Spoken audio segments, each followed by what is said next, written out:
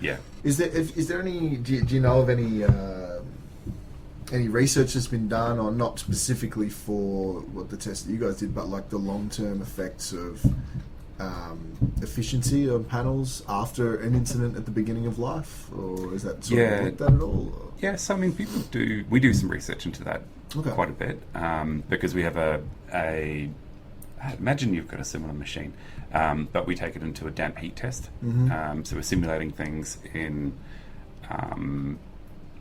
the northern part of Australia. It's a really hot, moist environment. Mm-hmm. And then you can try with salt. But there is expanded, we certify ourselves, well, not certify ourselves, but we sent modules to the Taiwan Research Institute so that they can extend the lifetime, find out how much it's going to die after a certain amount of time. So they test the same module for brutal things. They do LETID, they do LETID?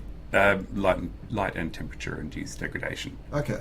Then they test for PID, or potential induced degradation, because the voltage that is created by the cells creates a potential difference between the frame and the laminate.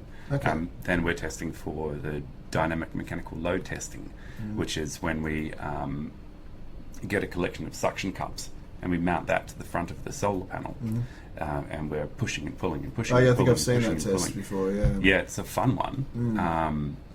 And our modules have to withstand, have a maximum amount of degradation after those tests, and also make sure that the cells and the glass don't fall through the front of the module.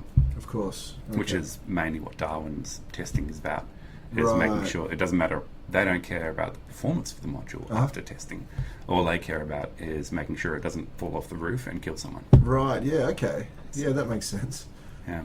Okay, and so yeah, there is extended testing. And you mentioned like you do salt spray testing as well, is it? Yes. Okay, and that's for just in general degradation from salt mist on everything, or just the frames, or it's the whole module. Okay, yeah. But essentially, when the salt mist is a good one to find out if you've got any kind of potential leakages between the edge of the frame and the side of the module. Yep. And so we're looking to make sure that it's not going to start corroding and dying. Right. And then drawing salty moisture in through the back of the EVA and the back sheet. Okay, gotcha.